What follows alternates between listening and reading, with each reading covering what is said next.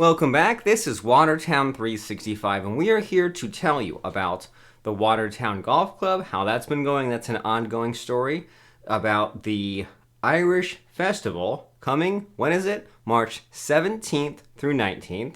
And how Solar Cycle is transforming broken solar panels from landfill waste to valuable raw materials. So let's get into all that and more and talk today about the Watertown 365 podcast. Let's jump right in and let's get to what needs getting to.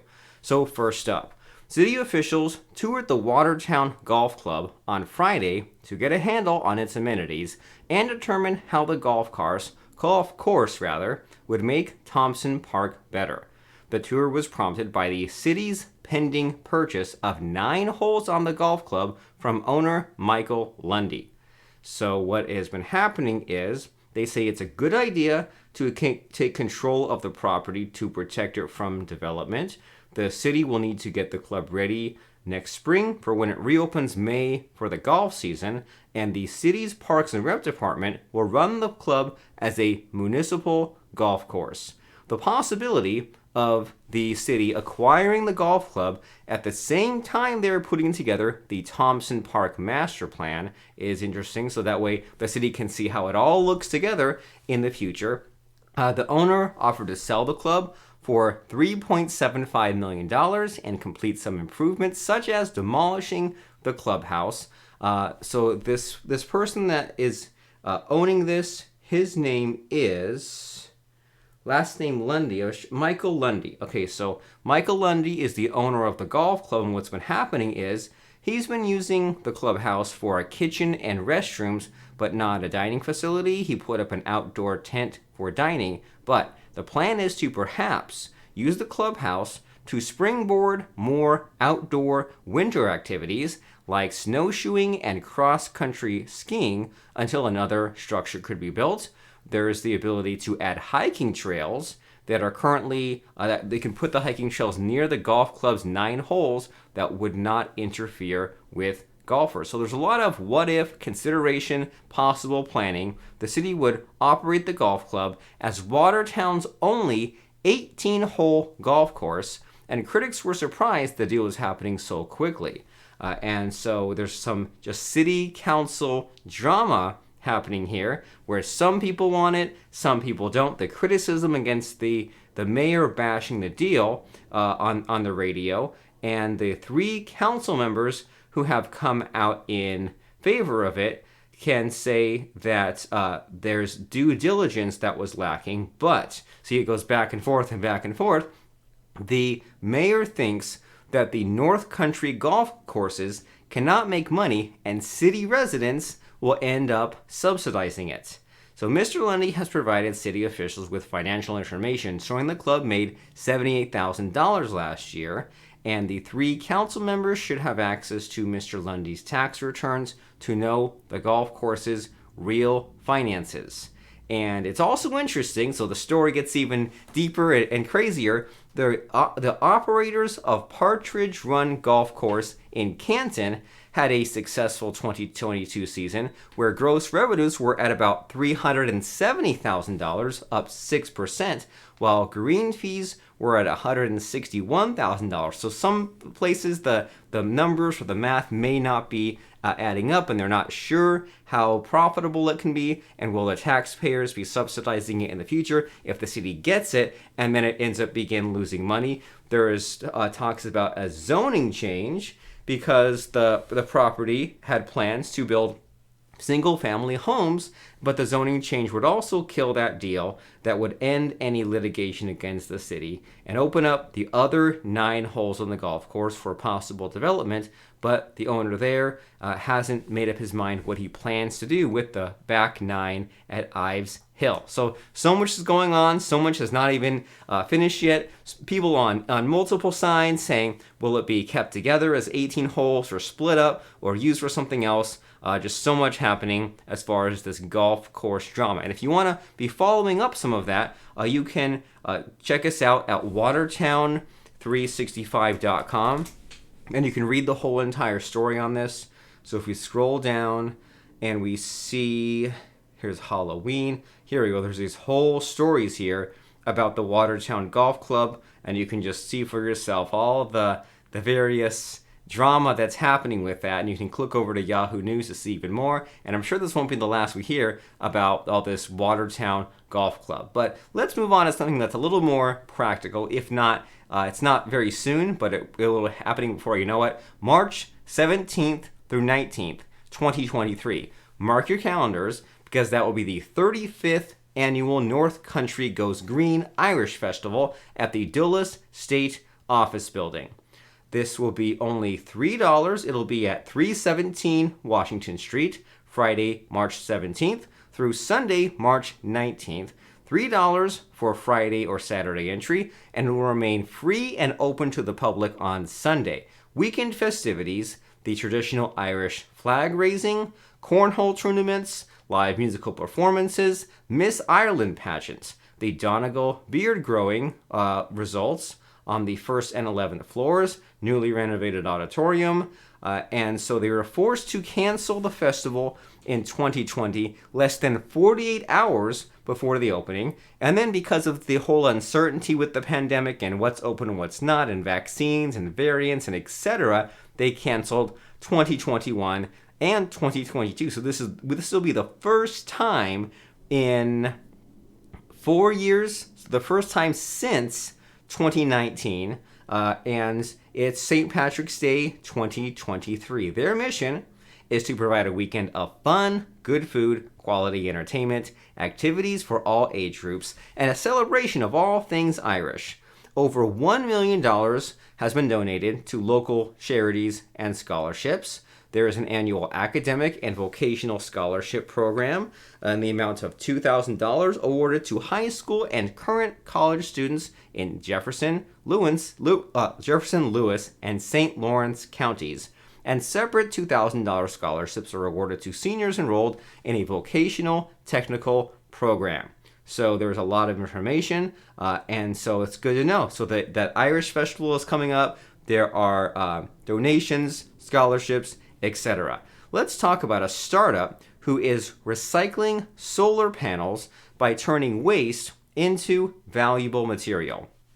If we go here, so an American firm called Solar Cycle is transforming broken solar panels from landfill waste to valuable raw materials.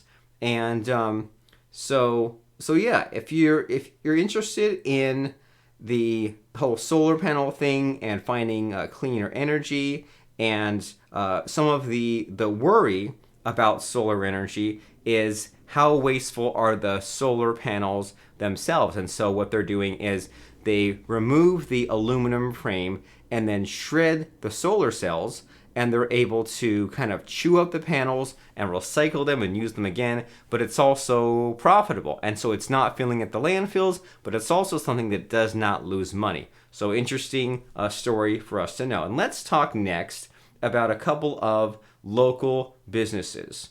We have Myers Pizzeria, and they were formerly called Rogers Hometown, but now they're Myers Pizza. They only serve the best pizza and wings in town. Myers Pizza takes pride with their finest ingredients. Their dough is hand-stretched daily. The secret recipe pizza sauce is mixed fresh each day. Your pizza crusts come in traditional or thick upon request. And I'm not logged into Facebook, so I can't exactly bring up Myers Pizza, but maybe they have. Did they ever figure out their... Oh, so there's their Facebook page, which I'm not logged into Facebook. Maybe we can fudge it, and let's check out the reviews on Google. So we're going to view all the... So there's the menu, and they've come up with something very original. I couldn't believe how fluffy and airy the pizza was toward the outer edge. The last bites of any slice are perfect for dipping, but I didn't ask for a cup of sauce on the side. I'll know better next time. The toppings were first rate and balanced well. The flavor was fresh. We called ahead for pickup. The order was right on time. Thumbs up 2 on the french fries. Perfect temperature.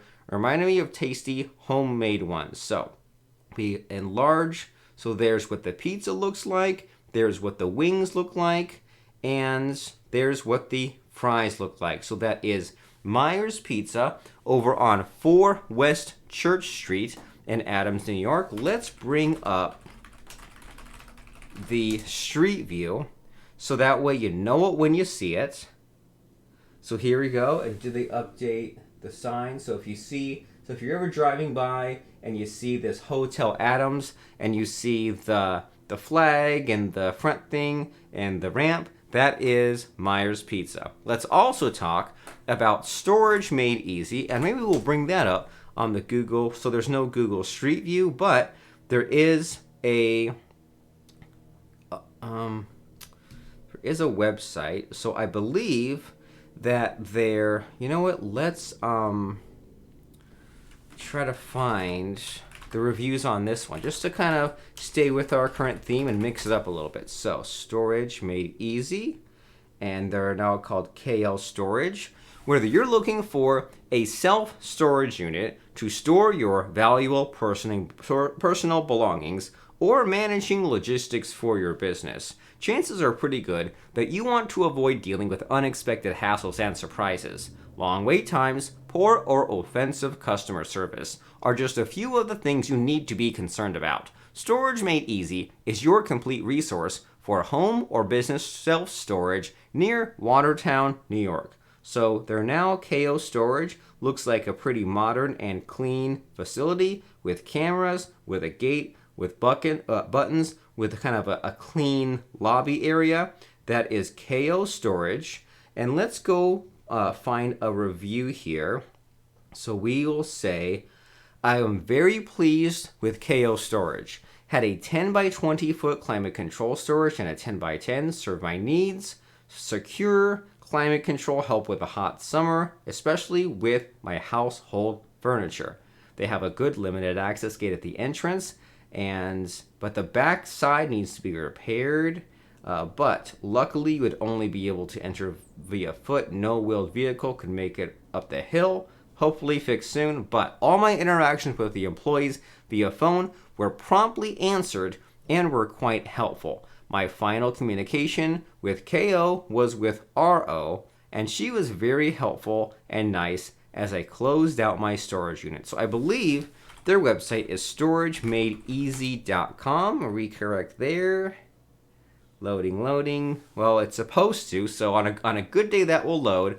But where it takes you here is, let's see, website. So on the website, yeah, their website's down at the moment, but there's also the Facebook page and Storage Made Easy over there on US Route 11 in Evans Mills, New York. Can't speak today, is the place to go. And speaking of places to go, Watertown365.com is where you can find out about rooftop CO2 ventilators, about how there's a tiny home village, the most popular Halloween costumes in New York. Let's check that out and then call it a day on this week's podcast.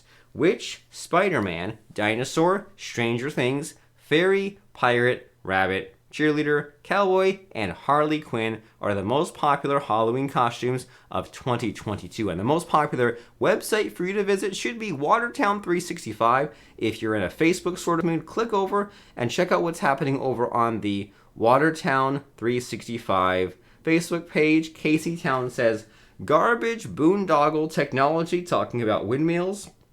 And what is happening in the comment section? It looks like that's all the comments. Ooh, here we go.